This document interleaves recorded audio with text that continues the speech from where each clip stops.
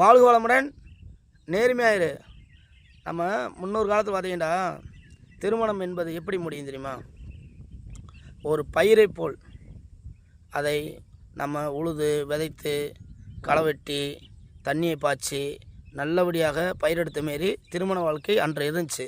நல்லா ஒரு பொண்ணு பார்ப்பாங்க, ஊரறிய நிச்சயம் பண்ணுவாங்க. ரெண்டாவது இன்னும் சொல்ல போனோம்னா முன்னொரு காலத்தில் ஒரு பெண்ணை ஒரு மாப்பிள்ளைக்காரங்க தாலி 8 மாதம் பார்ப்பாங்க. அந்தளவுக்கு ஒரு கட்டுப்பாடாக இருக்கும்.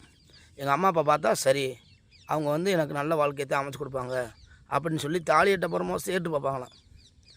அதுவும் தாலியை கெட்டின பின்னாடி தான். ஆனால் இன்றைக்கி திருமண வாழ்க்கை எப்படி இருக்குது? இன்றைய திருமண வாழ்க்கை தாய் தாப்பையும் பார்க்குறாங்களோ பார்க்கலையே, அது நமக்கு தேவையில்லை.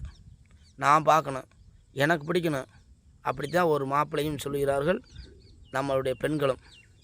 முன்னொரு காலத்தில் ஒரு பெண் வீட்டுக்கு பூந்து விட்டு வந்துட்டா எப்படின்னு தெரியுமா? பிறந்த வீடு கடலாய் இருந்தாலும் அவளை சொகுசாக வாழ்ந்துருப்பாங்க.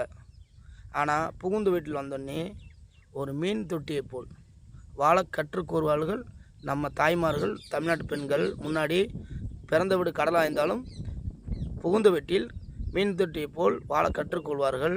அந்த பெண்களும் மாமனார் மாமியாரை மதித்து அவர்களை மதித்து அந்த குடும்பம் ஒரு அடக்கமாய் சந்தோஷமாக வாழ்வார்கள். அவங்க இன்றைக்கி பார்த்தீங்கன்னா ஒவ்வொரு பெண்களும் கல்யாணம் முடிச்சுட்டு 6 மாதம் என்ன சொல்லி வராங்க, மாப்பிள்ளைகிட்ட கூப்பிட்டு தனியாக சொல்லிடுவாங்க, இங்கே அம்மா இருக்கார் வாயாடி, அவள் சோறாக்கி போடுவேன், அவளுக்கு துணியை வச்சு போடுவேன், உங்கள் ஒப்பனுக்கு கையால் அமைக்கி விடுவேன், துணி வைப்புன்ற நினப்பை விட்டு சொல்லிடு, போய் சொல்லிடு, இல்லைண்டா மகனே நீ என் கூட குடும்பம் நடத்த மாட்டேன், தனியாகத்தான் பூரியை பற்றி படுக்கணும் அப்படின்றதேன் ஒரு பெண் இன்றைக்கி வாரம் மோசையவன் சொல்லிட்டு தான் அடுப்பு எல்லாம் வாங்கிட்டு வந்துடுறாங்க.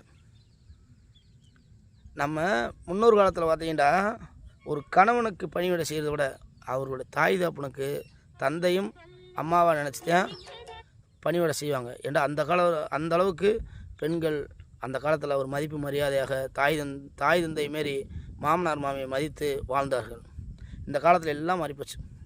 கணவனையும் மதிக்கிறதில்ல, மாமனார் மாமியும் மதிக்கிறதில்ல, பெத்த அம்மா அப்பா சொன்னாலும் கேட்குறதில்ல. ஏண்டா காலங்கள் எல்லாம் தலையிலக்காக மாறிவிட்டது. இந்த காலத்தில் எல்லாரும் வாழ்க்கையை போலியாகத்தான் வாழ்ந்து கொண்டிருக்கார்கள். நம்ம எல்லாரும் நல்லா இருக்கணும்டா, என்றைக்குமே ஒன்றுக்கு ஒன்று ஆதரவாய் ஒற்றுமையாக வாழுங்க. எல்லார் வாழ்க்கையும் சந்தோஷமாகவும் மகிழ்ச்சியாகவும் இருக்கும். எல்லோரும் மகிழ்ச்சியாக வாழ மணிநேரத்துடன் வாழுங்கள். வாய்மையே இல்லை.